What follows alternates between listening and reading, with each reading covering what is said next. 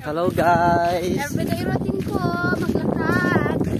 Pauwi na kami. Half day lang po kami sa school ngayon. It's a nice experience. That is. I am with Mom Catherine. Oh? Yes sir? We are volunteer teacher for NLC. True. National Learning Camp. But we don't have a student. Yes. Because they're not yet ready.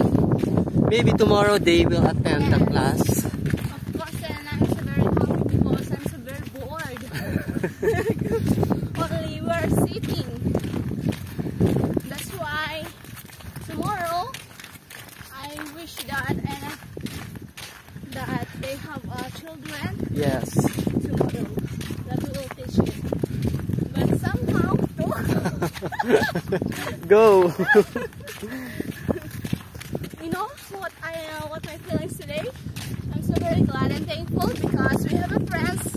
Yes. We have a friendly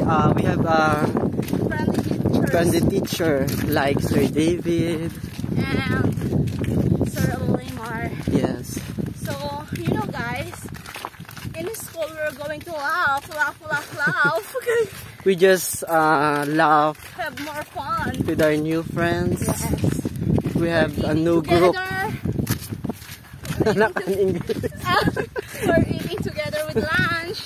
So tomorrow our food is we are cooking pinakbet. Yes, You know and that it? is the best delicacies of Filipinos or Ilocanos. Yes.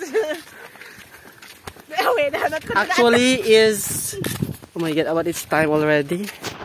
The time is 12 12. and we are And if walking. you are seeing, the Yes. clouds is very angry. The rain is coming. Yes, that's why So we as are you can going to see, we are walking fast. walking. Yes. We are the matatag teacher. Yes, of The course. educator of.